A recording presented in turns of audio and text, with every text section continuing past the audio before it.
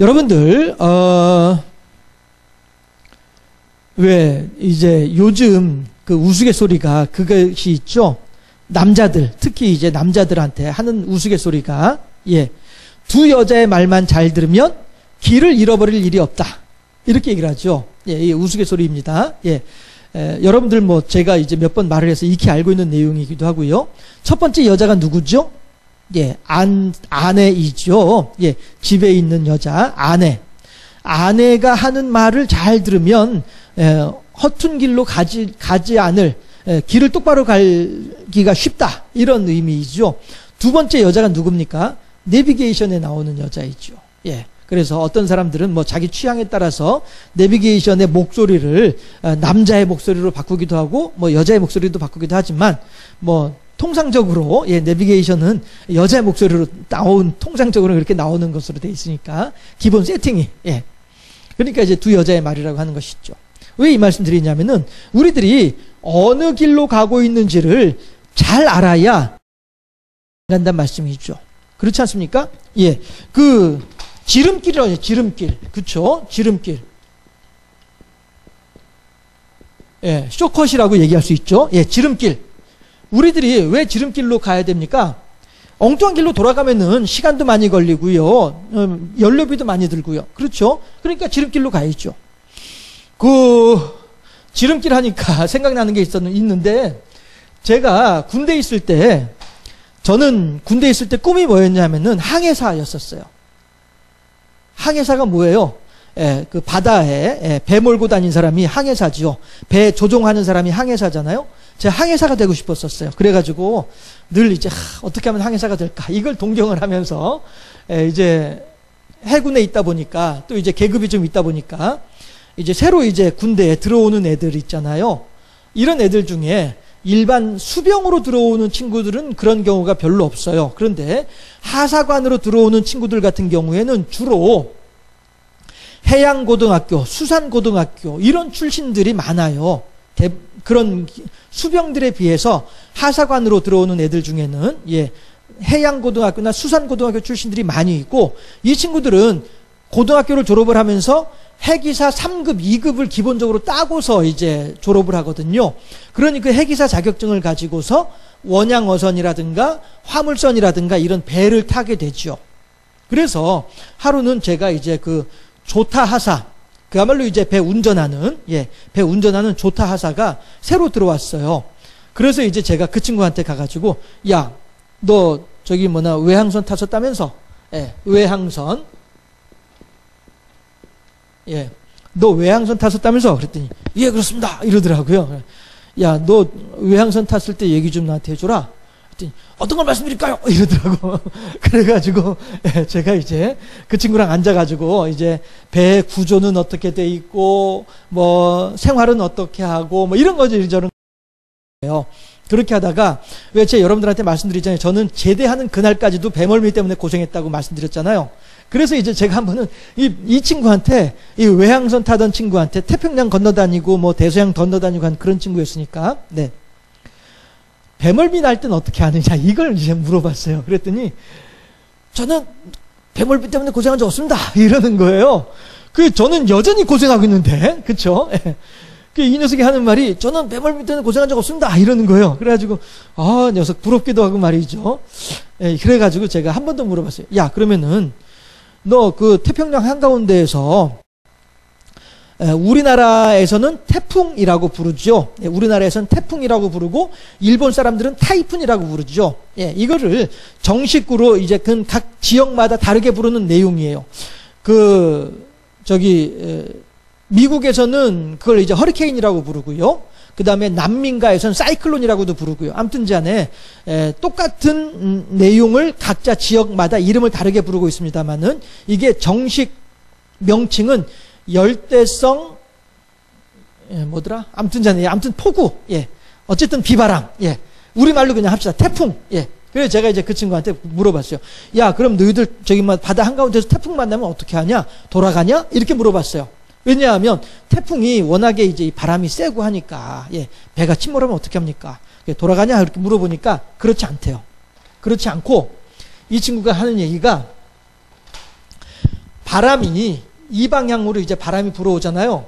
예, 그러면 이제 마찬가지로 파도도 이제 이 방향으로 쳐오겠죠. 그렇죠? 그러면은 배가 파도를 옆으로 맞으면은 배는 넘어져요. 배 옆으로 파도를 맞으면 넘어지게 마련이지만은 이 친구 하는 말이, 예, 배를 파도가 오는 방향으로, 바람이 부는 방향으로 머리를 딱 세운다는 거예요. 키를 이렇게 고정한다는 거죠. 그리고 엔진은 꺼지지 않을 정도로. 그러니까 자동차 엔진으로 말하면은 자동차 엔진은 기본 1500rpm이잖아요. 그렇죠? 그런데 이 배에서는 겨우 엔진 꺼지지 않을 정도로만 해서 뭐 200rpm, 300rpm 예를 들어서 그 정도로만 해놓고서는 배를 바람이 부는 방향으로, 파도가 치는 방향으로 딱 세워둔대요. 그러면은 어차피 계속 이제 엔진은 돌아가고 있으니까, 배 뒤에서 엔진은 돌아가고 있으니까 바람은 이쪽으로 불고 있고, 그러니까 배가 가기도 하고 또 바람에 밀리기도 하고 이렇게 하면서 그냥 이렇게만 서 있는 거예요. 예. 이렇게 하고서 몇 시간만 지나면은 이 열대성 저기압이 지나가 버린다는 것이죠. 그러면 이제 자기 배는 또 이제 여전히 목적지로 간다는 거예요. 예. 열대성 저기압이 이렇게 있으면은 일기예보를 보면 다 나오니까요. 저도 배 타고 있으면은 일기예보가 오전, 오후 두 번씩 일기예보가 나오거든요. 예. 일기예보를 나오는 걸 보면 이쪽 내가 가고자 하는 목적지가 여기인데 지나가다 보니까 열대성 저기압이 있다는 사실을 알면은 이렇게 비행 돌아가면은 시간도 많이 걸리고 그 다음에 연료비도 많이 들고 하기 때문에 그냥 뚫고 지나간다는 거예요. 이게 이제 지름길이거든요. 제가 왜 이렇게 장황하게 여러분들한테 이 내용을 설명을 해드리냐면은 신명기라고 하는 이 책에 모세오경 가운데 가장 마지막 책 신명기라고 하는 책에서 우리들이 위치가 어디인지를 한번 알아보자는 것이죠. 신명기에서 우리들은 지금 5장 22절부터 33절까지를 함께 합독을 했는데 신명기 5장 22절 33절의 위치가 어떠하냐, 우리들이 지금 어디로 가고 있느냐, 우리들의 신명기를 통해서 우리들의 목적지가 어디이냐, 이걸 한번 살펴보자는 것이죠. 그런 측면에서 오늘은 신명기 구조를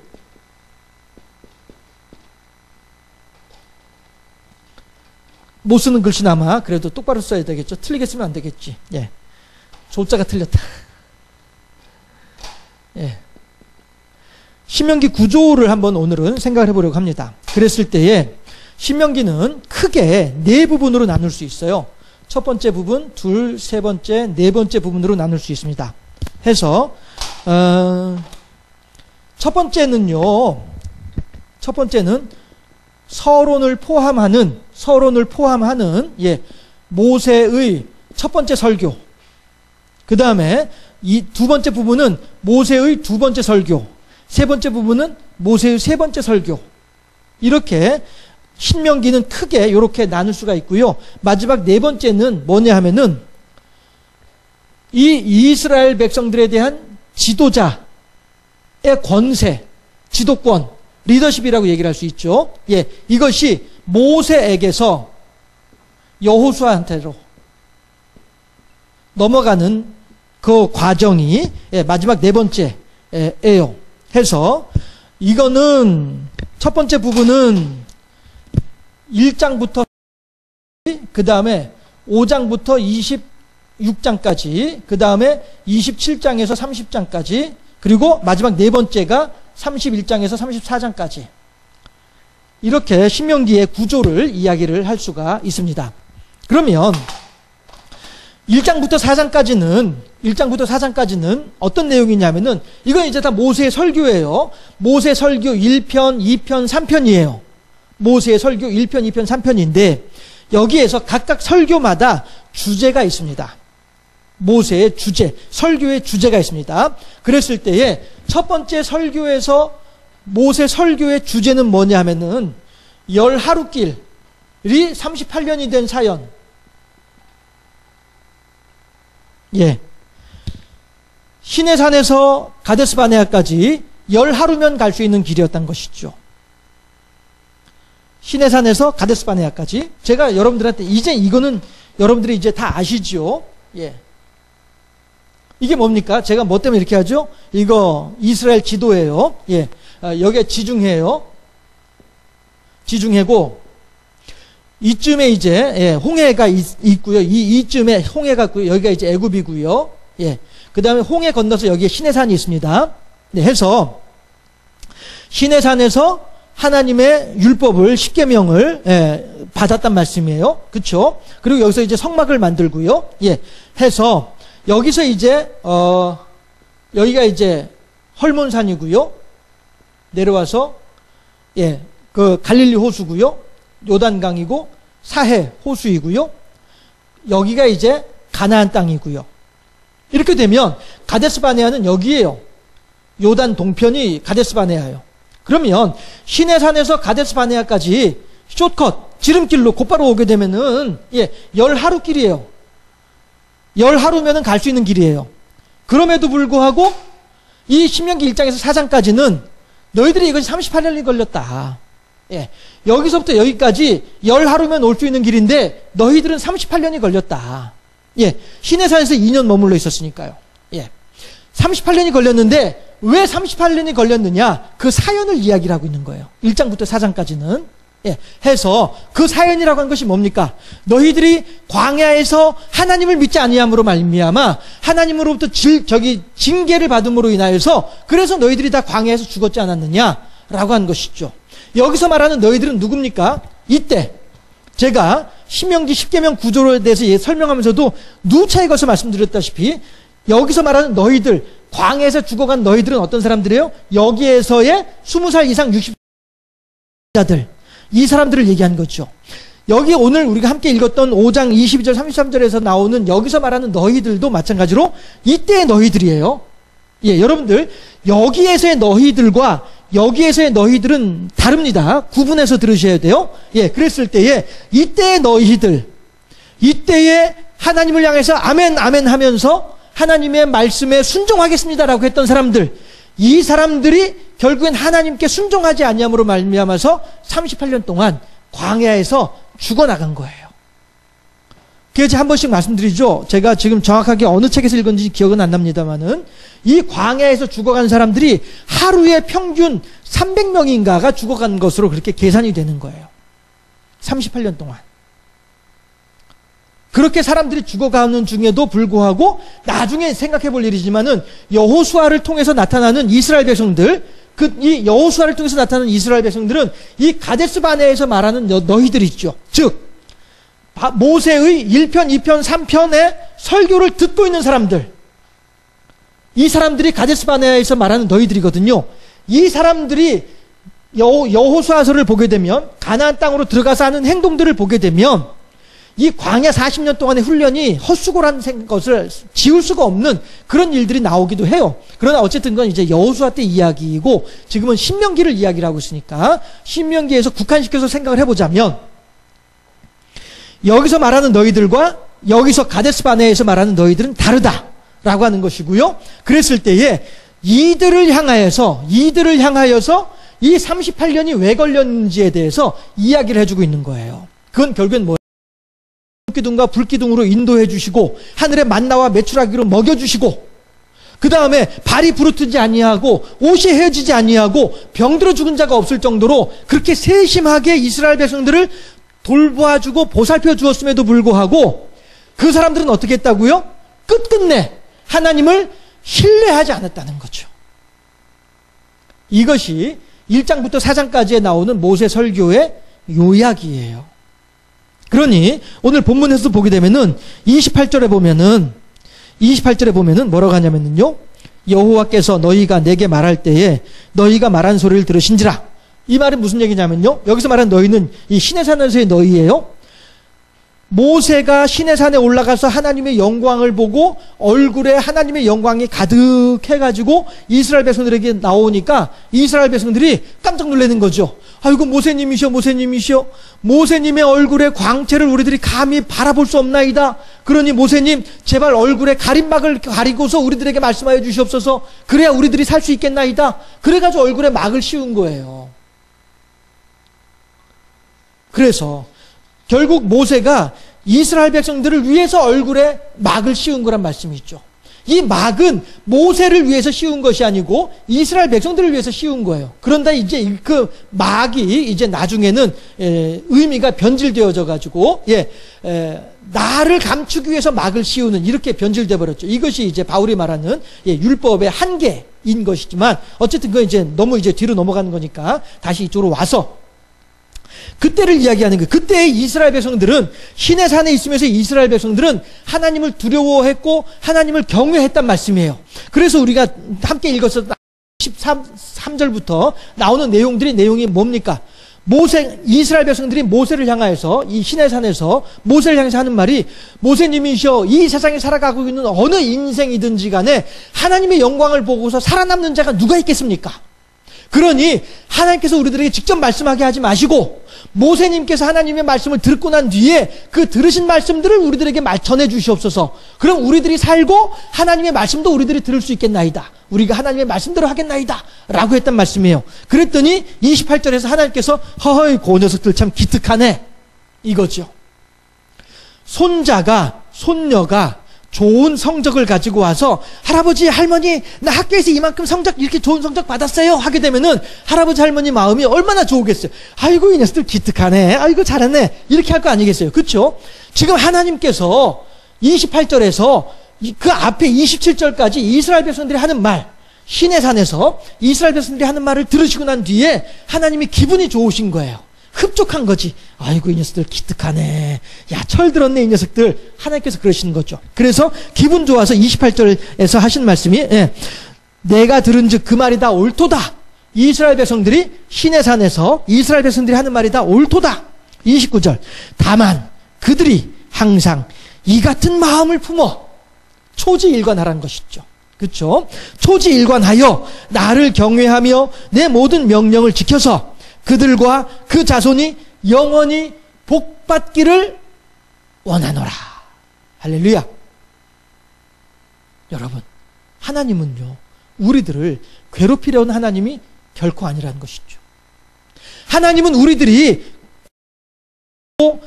괴로움을 당하고 그 속에서 힘들어하고 어려워하는 것을 즐기시는 하나님이 결코 아니란 말씀이에요. 하나님은 도리어 우리들로 하여금 그와 그의 자손들이 영원히 복받기를 원하신 분이 하나님이시다는 것이죠. 그런데 어떻게 하려면요 29절 전반절에서 보면은 초지일관하며 물론 그렇다고 해서 우리 성도님들 한 분 한 분을 살펴보면 어려움이 없는 분들이 없지요. 그래서 그럼 그분들을 향하여서 초지일관하지 못해서 그런 일을 만난 것이다 라고 하는 이야기이냐? 그건 아니죠. 여기서 이제 우리들이 욥기에서 이야기하는 신정론을 가지고 이야기를 해야 될 텐데요. 신정론을 이야기하려면은 또 이제 곁으로 이제 바깥으로 돌아서 많이 이제 돌아가야 되니까 여러분들 이 말씀에 대해서 오해는 하지 마시고요. 그건 나중에 욥기에 가서 신정론에서 다시 한번 말씀드립시다. 아니면은 다른 때에 기회가 되면 그때 함께 생각해 보도록 하십시다. 어쨌든 다만 오늘은 우리가 이 말씀을 그대로 한번 우리가 생각하고 보고 말씀을 그대로 우리가 아멘을 한번 생각해 보자 하는 것이죠. 각자 우리들 각자의 사정을 가지고서 생각을 하려면은 시간이 많이 이렇게 지나가 버리고 마니까. 해서 어쨌든 하나님은 우리들이 초지일관하면 우리들에게 복을 주기를 원하신 분이 하나님이다. 이 사실은 분명하게 우리가 아멘으로 받을 수 있지 않을까 하는 생각이 드는 것이죠. 그러나 다시 한번 모세는 그럼에도 불구하고 이 열하루길을 38년 동안 돌아다녔던 것이 그 때문이다. 너희들이 믿지 않았기 때문이다. 시내산에서는 그렇게 믿음이 좋은 척 해놓고 너희들이 어찌하여서 이 길을 그렇게 믿음 없이 행하였던가. 그런데 여기서 말하는 너희들은 뭐라고요? 시내산에서 말하는 너희들이죠. 이 시내산의 사람들에 대한 이야기를 가데스 바네아에 있는 사람들에게 전해주고 있는 거예요. 모세는 1장부터 4장까지 너희 조상들이 이렇게 어리석게 굴어서 열하루길을 38년 동안 걸어왔다. 그건 너희들이 잊지 말아라 라고 가데스 바네아에서 이스라엘 백성들한테 모세가 이야기하는 거예요. 이건 뭐 굳이 여러분들한테 이 사람들에 대해서는 나이에 대해서 굳이 설명하지 않아도 되죠. 이게 첫 번째 설교였었어요. 우리들은 그러면 이 1장부터 4장까지 모세의 첫 번째 설교에서 우리들은 어떤 메시지를 들을 수 있을까? 하게 되면, 나는 지금 신의 산 히브리인인지 아니면 가데스 바네아 히브리인인지를 우리들은 생각해 볼 필요가 있겠다. 이것이죠. 우리들의 삶이 하나님께서는 언제든지 첫사랑의 뜨거움을 간직하고, 그쵸? 첫사랑의 뜨거움을 간직하고 그 첫사랑의 뜨거움대로 하나님의 말씀에 순종하며 하나님과 더불어 동행하면, 제가 여러분들한테 자주 인용하는 것처럼 내 말이 너희 안에 거하고 너희가 내 안에 거하면 무엇이든지 원하는 대로 구하라 그리하면 이루리라 라고 하시는 요한복음의 말씀처럼, 오늘 28절 29절에서도 그 말씀을 하고 계시는 것 아닙니까? 이 삶이 오늘 우리들에게 어떠한 도전으로 다가오고 있는지, 이들의 광야에서 다 죽어갈 수밖에 없었던 이 사람들, 그 사막 한가운데에서 하루에 몇백 명씩 죽어가면은 그 무덤인들 제대로 쓸 수 있었겠어요? 어디? 하긴 사람들이 60만이니까 그 중에 300명이면은 60만이 300명이면은 어떻게 되는 거예요? 2,000명당 한 명씩 감당하면 되는 건가요? 무덤을 쓸 수 있었겠네. 무덤을 쓸 수는 있긴 있었겠네. 계산을 해보니까 그렇네요. 어쨌든지 간에 그렇게 광야에서 이름 없이 쓰러져 갔던 사람들, 가나안 땅을 소망하고 출발했음에도 불구하고 애굽에서, 그쵸?